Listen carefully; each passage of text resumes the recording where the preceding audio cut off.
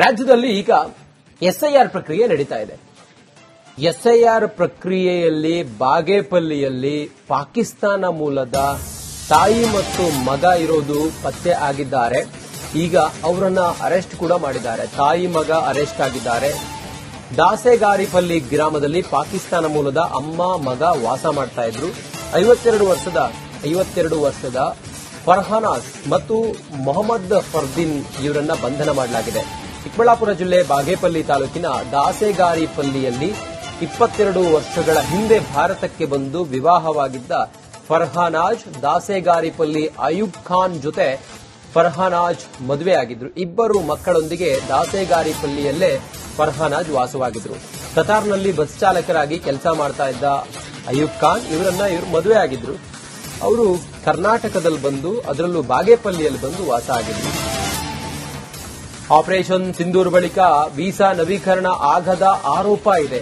ಅವರು ಬಂದು ಇರೋದು ಇಲ್ಲಿ ವಿಚಾರ ಅಲ್ಲ, ಆದ್ರೆ ನಿಯಮಾವಳಿಗಳಿದಾವೆ. ವೀಸಾ ನವೀಕರಣ ಆಗಲಿಲ್ಲ ಅನ್ನೋದು, ಆಪರೇಷನ್ ಸಿಂಧೂರ್ ಆದ ಬಳಿಕ ವೀಸಾ ನವೀಕರಣ ಆಗಲಿಲ್ಲ ಅನ್ನೋ ಆರೋಪ ಇದೆ. ತಾಯಿ ಮಕ್ಕಳ ವೀಸಾ ಅವಧಿ ಮುಕ್ತಾಯವಾದರೂ ಕೂಡ ಅವರು ಇಲ್ಲಿ ನೆಲೆಸಿದ್ದಾರೆ ಅನ್ನೋದು ಗಂಭೀರ ಆರೋಪ. ಪಾಕ್ಗೆ ಮರಳಲಿಲ್ಲ ಅವರು, ಅಕ್ರಮವಾಗಿ ರೇಷನ್ ಕಾರ್ಡ್ ಇದೆ, ಆಧಾರ್ ಕಾರ್ಡ್ ಅನ್ನ ಹೊಂದಿದ್ದಾರೆ ಅನ್ನೋದು ಗಂಭೀರ ಆರೋಪ. ಮತದಾರರನ್ನ ಗುರುತಿನ ಚೀಟಿ, ಬ್ಯಾಂಕ್ ಖಾತೆಯನ್ನು ಕೂಡ ಹೊಂದಿರುವ ಆರೋಪ. ಎಸ್ಐಆರ್ ಯಾಕೆ ಆಗಬೇಕು ಅಂತೇಳಿ ಜನ ಕೇಳ್ತಾ ಇದ್ದಾರೆ ಅಂತ ಕೇಳಿದ್ರೆ ಇದೇ ಕಾರಣಕ್ಕೆ ಅನ್ನೋದು ಜನರ ಅಭಿಪ್ರಾಯ. ಯಾಕೆ ಎಸ್ಐಆರ್ ಪ್ರಕ್ರಿಯೆ ಆಗಬೇಕು, ಎಸ್ಐಆರ್ ಮತದಾರರ ಪಟ್ಟಿ ಪರಿಷ್ಕರಣೆ ಯಾಕೆ ಆಗಬೇಕು ಕೇಳಿದ್ರೆ ಇದೇ ಕಾರಣಕ್ಕೋಸ್ಕರ. ನೋಡಿ, ಇಂಥವರೆಲ್ಲ ಇರ್ತಾರೆ ಬಾಗೇಪಲ್ಲಿಯಲ್ಲಿ. ವೀಸಾ ಅವಧಿ ಮುಗಿದು ಹೋಗಿದೆ, ಅವರು ಅದನ್ನ ಮುಂದೇನು ಅನ್ನೋದ್ರ ಬಗ್ಗೆ ಏನಿಲ್ಲ. ವೀಸಾ ಅವಧಿ ಮುಗಿದಿದ್ರೂ ಕೂಡ ಅವರು ಕರ್ನಾಟಕದಲ್ಲೇ ವಾಸ ಮಾಡ್ತಾ ಇದ್ದಾರೆ. ಇದು ಎಸ್ಐಆರ್ ಪ್ರಕ್ರಿಯೆ ವೇಳೆ ಬಿಎಲ್ಒಗಳು ಹೋದಾಗ ಗೊತ್ತಾಗಿದೆ. ಅವರ ಹತ್ರ ಆಧಾರ್ ಕಾರ್ಡ್ ಇದೆ, ರೇಷನ್ ಕಾರ್ಡ್ ಇದೆ, ಎಲ್ಲವೂ ಇದೆಯಂತೆ. ಹೇಗೆ ಸಾಧ್ಯ ಇದು ಅನ್ನೋದು ಈಗಿರುವಂತ ಕುತೂಹಲ, ಅನುಮಾನ. ತನಿಖೆ ಮುಂದುವರೆದಿದೆ.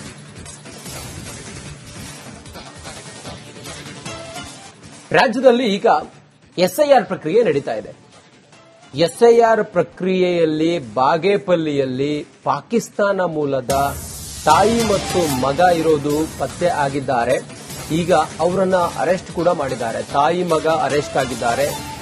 ದಾಸೆಗಾರಿಪಲ್ಲಿ ಗ್ರಾಮದಲ್ಲಿ ಪಾಕಿಸ್ತಾನ ಮೂಲದ ಅಮ್ಮ ಮಗ ವಾಸ ಮಾಡ್ತಾ ಇದ್ರು. 52 ವರ್ಷದ ಫರ್ಹಾನಾಸ್ ಮತ್ತು ಮೊಹಮ್ಮದ್ ಫರ್ದೀನ್ ಇವರನ್ನ ಬಂಧನ ಮಾಡಲಾಗಿದೆ. ಚಿಕ್ಕಬಳ್ಳಾಪುರ ಜಿಲ್ಲೆ ಬಾಗೇಪಲ್ಲಿ ತಾಲೂಕಿನ ದಾಸೆಗಾರಿಪಲ್ಲಿಯಲ್ಲಿ 22 ವರ್ಷಗಳ ಹಿಂದೆ ಭಾರತಕ್ಕೆ ಬಂದು ವಿವಾಹವಾಗಿದ್ದ ಫರ್ಹಾನಾಜ್ ದಾಸೆಗಾರಿಪಲ್ಲಿ ಅಯೂಬ್ ಖಾನ್ ಜೊತೆ ಫರ್ಹಾನಾಜ್ ಮದುವೆಯಾಗಿದ್ರು. ಇಬ್ಬರು ಮಕ್ಕಳೊಂದಿಗೆ ದಾಸೆಗಾರಿಪಲ್ಲಿಯಲ್ಲೇ ಫರ್ಹಾನಾಜ್ ವಾಸವಾಗಿದ್ರು. ಕತಾರ್ನಲ್ಲಿ ಬಸ್ ಚಾಲಕರಾಗಿ ಕೆಲಸ ಮಾಡ್ತಾ ಇದ್ದ ಅಯೂಬ್ ಖಾನ್ ಇವರು ಮದುವೆಯಾಗಿದ್ರು. ಅವರು ಕರ್ನಾಟಕದಲ್ಲಿ ಬಂದು ಅದರಲ್ಲೂ ಬಾಗೇಪಲ್ಲಿಯಲ್ಲಿ ಬಂದು ವಾಸ ಆಗಿದ್ರು. ಆಪರೇಷನ್ ಸಿಂಧೂರ್ ಬಳಿಕ ವೀಸಾ ನವೀಕರಣ ಆಗದ ಆರೋಪ ಇದೆ. ಅವರು ಬಂದು ಇರೋದು ಇಲ್ಲಿ ವಿಚಾರ ಅಲ್ಲ, ಆದ್ರೆ ನಿಯಮಾವಳಿಗಳಿದಾವೆ. ವೀಸಾ ನವೀಕರಣ ಆಗಲಿಲ್ಲ ಅನ್ನೋದು, ಆಪರೇಷನ್ ಸಿಂಧೂರ್ ಆದ ಬಳಿಕ ವೀಸಾ ನವೀಕರಣ ಆಗಲಿಲ್ಲ ಅನ್ನೋ ಆರೋಪ ಇದೆ. ತಾಯಿ ಮಕ್ಕಳ ವೀಸಾ ಅವಧಿ ಮುಕ್ತಾಯವಾದರೂ ಕೂಡ ಅವರು ಇಲ್ಲಿ ನೆಲೆಸಿದ್ದಾರೆ ಅನ್ನೋದು ಗಂಭೀರ ಆರೋಪ. ಪಾಕ್ಗೆ ಮರಳಲಿಲ್ಲ ಅವರು, ಅಕ್ರಮವಾಗಿ ರೇಷನ್ ಕಾರ್ಡ್ ಇದೆ, ಆಧಾರ್ ಕಾರ್ಡ್ ಅನ್ನ ಹೊಂದಿದ್ದಾರೆ ಅನ್ನೋದು ಗಂಭೀರ ಆರೋಪ. ಮತದಾರರನ್ನ ಗುರುತಿನ ಚೀಟಿ, ಬ್ಯಾಂಕ್ ಖಾತೆಯನ್ನು ಕೂಡ ಹೊಂದಿರುವ ಆರೋಪ. ಎಸ್ಐಆರ್ ಯಾಕೆ ಆಗಬೇಕು ಅಂತೇಳಿ ಜನ ಕೇಳ್ತಾ ಇದ್ದಾರೆ ಅಂತ ಕೇಳಿದ್ರೆ ಇದೇ ಕಾರಣಕ್ಕೆ ಅನ್ನೋದು ಜನರ ಅಭಿಪ್ರಾಯ. ಯಾಕೆ ಎಸ್ಐಆರ್ ಪ್ರಕ್ರಿಯೆ ಆಗಬೇಕು, ಎಸ್ಐಆರ್ ಮತದಾರರ ಪಟ್ಟಿ ಪರಿಷ್ಕರಣೆ ಯಾಕೆ ಆಗಬೇಕು ಕೇಳಿದ್ರೆ ಇದೇ ಕಾರಣಕ್ಕೋಸ್ಕರ. ನೋಡಿ, ಇಂಥವರೆಲ್ಲ ಇರ್ತಾರೆ ಬಾಗೇಪಲ್ಲಿಯಲ್ಲಿ. ವೀಸಾ ಅವಧಿ ಮುಗಿದು ಹೋಗಿದೆ, ಅವರು ಅದನ್ನ ಮುಂದೇನು ಅನ್ನೋದ್ರ ಬಗ್ಗೆ ಏನಿಲ್ಲ. ವೀಸಾ ಅವಧಿ ಮುಗಿದಿದ್ರೂ ಕೂಡ ಅವರು ಕರ್ನಾಟಕದಲ್ಲೇ ವಾಸ ಮಾಡ್ತಾ ಇದ್ದಾರೆ. ಇದು ಎಸ್ಐಆರ್ ಪ್ರಕ್ರಿಯೆ ವೇಳೆ ಬಿಎಲ್ಒಗಳು ಹೋದಾಗ ಗೊತ್ತಾಗಿದೆ. ಅವರ ಹತ್ರ ಆಧಾರ್ ಕಾರ್ಡ್ ಇದೆ, ರೇಷನ್ ಕಾರ್ಡ್ ಇದೆ, ಎಲ್ಲವೂ ಇದೆಯಂತೆ. ಹೇಗೆ ಸಾಧ್ಯ ಇದು ಅನ್ನೋದು ಈಗಿರುವಂತ ಕುತೂಹಲ, ಅನುಮಾನ. ತನಿಖೆ ಮುಂದುವರೆದಿದೆ.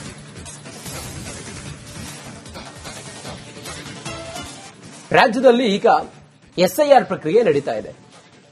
ಎಸ್ಐಆರ್ ಪ್ರಕ್ರಿಯೆಯಲ್ಲಿ ಬಾಗೇಪಲ್ಲಿಯಲ್ಲಿ ಪಾಕಿಸ್ತಾನ ಮೂಲದ ತಾಯಿ ಮತ್ತು ಮಗ ಇರೋದು ಪತ್ತೆ ಆಗಿದ್ದಾರೆ.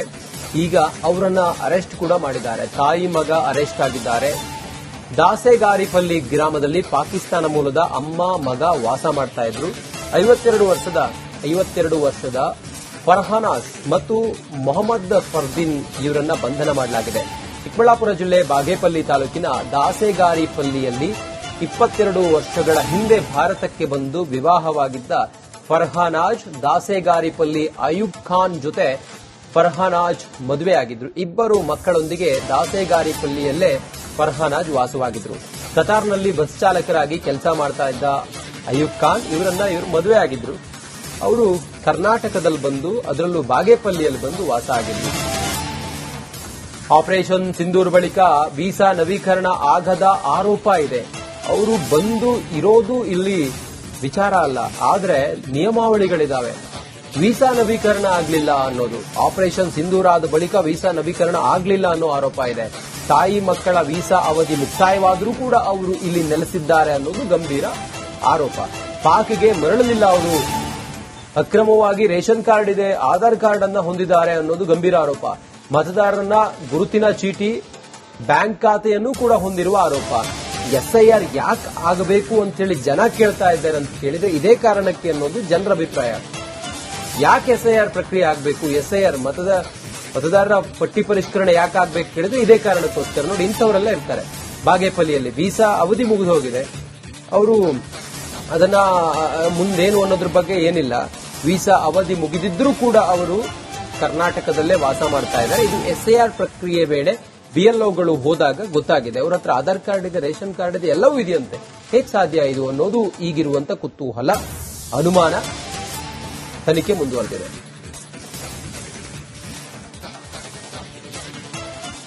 ರಾಜ್ಯದಲ್ಲಿ ಈಗ ಎಸ್ಐಆರ್ ಪ್ರಕ್ರಿಯೆ ನಡೀತಾ ಇದೆ. ಎಸ್ಐಆರ್ ಪ್ರಕ್ರಿಯೆಯಲ್ಲಿ ಬಾಗೇಪಲ್ಲಿಯಲ್ಲಿ ಪಾಕಿಸ್ತಾನ ಮೂಲದ ತಾಯಿ ಮತ್ತು ಮಗ ಇರೋದು ಪತ್ತೆ ಆಗಿದ್ದಾರೆ.